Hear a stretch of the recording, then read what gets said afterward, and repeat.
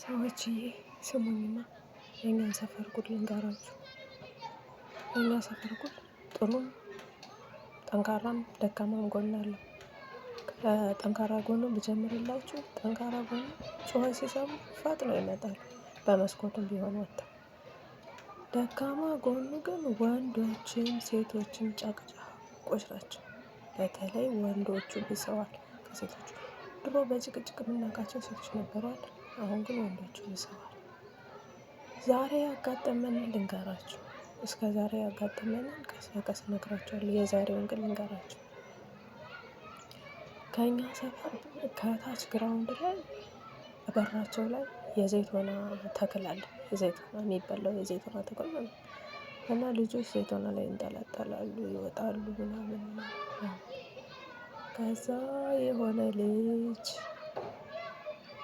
ላይ ወጥቶ ፍሬ ሊያወርድ የዘይቶና ፍሬ ሊያወርድ ሲል ወደቀ። ከዛ እግሩ ነው የተሰበረው ነው የተባለው። ቤተሰቡ ወጥተው ዘይቶና የተከሉትን ሰዎች እንገላለን ነው ተገለገሉ። እንገላለን።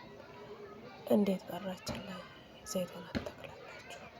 በራችሁ ላይ ዘይቶና ተክላችሁ ልጃችን እንዲወድ ወደቀ በእናንተ ምክንያት። በእናንተ አካኪ ዘራፍ ቀወጡት። በቃ ይቀውጡታል። ለያዝ ለገራዥ ተቸገርን። ከዛ አሁን ዘይቶና መትከል ጥፋት ነው ወይ? ልጁ ሁልጊዜ ነው የሚወጣ። እኔ ራሱ ሲንጠላጠል አግኝቼው ታው ውረዱ። እሱ ብቻ ሳይሆን የሰፈር ልጆች ናቸው የሚወጡት እዛ ዘይቶና ላይ እና ትወድቃላችሁ ውረዱ ተብሎ በፍጹም አይሰማም። ያሁን ልጅ ያው ታውቃላችሁ፣ ያሁን ልጅ ያላችሁም ታውቃላችሁ።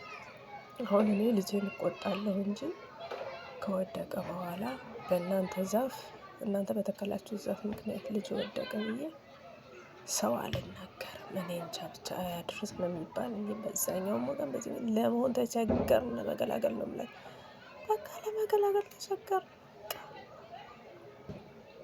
አሁን አገላግለን መግባታችን ነው። ይሄ ብቻ መሰላችሁ? አረ የኛ ሰፈር ጉድ ማለቂያ የለውም ጎበዝ።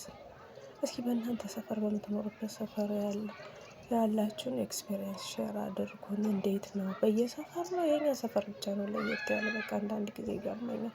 ከወንዱ በማይመለከተው ጉዳይ ነው የሚፈተፍት ገብቶ። ወንዱ ብሷል፣ ወንዶቹ ብሰዋል። በቃ ትልልቅ ወንዶቹ ወጣትም የሚባሉ በቃ በማይመለከታቸው ነገር። ለካ ሴቱ ነገሩን ትቶታል። ሴት ነገሩን እርግፍ አድርጎ ትቶታል። በቃ እኛ ሰፈር ወንዶች አሉባልተኞቹ ወንዶች ናቸው። የሆነ ነገር ሲሆን ሄደው የሚገጥሙ ከወንዶቹም ጋር ከሴቶቹም ጋር እነሱ ናቸው። እኔ ለምን እንደሆነ አይገባኝም። የጊዜው እንደዚህ ግልብጥብጥብጥ ማለት በጣም ግራ ያጋባኛል ነው። እስኪ ሌላ ጊዜ ደግሞ ሌላውን ተርክላችኋለሁ። የእውነት በጣም የሚገራርም ነገር ነው ያለ በኛ ሰፈር።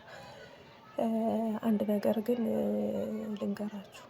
ከኛ ሰፈር አንዲት ሴትዮ ያለች ጥሩ ትምህርት የወሰድኩባት ሴትዮ አፈር ፊቷን ትቀባለች። ቀይ አፈር ነው ስትቀባ ያያት። ቀይ አፈር በቀዝቃዛ ውሃ በፍሪጅ ውሃ በጥብጣ ፊቷን ልቅልቅ ብላ ቆይታ ትታጠባለች። እጅግ በጣም የፊቷ ጥራት ልነግራችሁ አልችልም። እኔ ለመሞከር ፈርቼዋለሁ። አንድ ቀን ግን እሞክርና እነግራችኋለሁ። አሰራሩንም አሳያችኋለሁ። ሌላ የሰፈሬን ታሪክ ይዤላችሁ እስከምመጣ ድረስ ሰላም ሁኑልኝ፣ ሰላም ቆዩልኝ፣ ሰላም ያሰንብታል።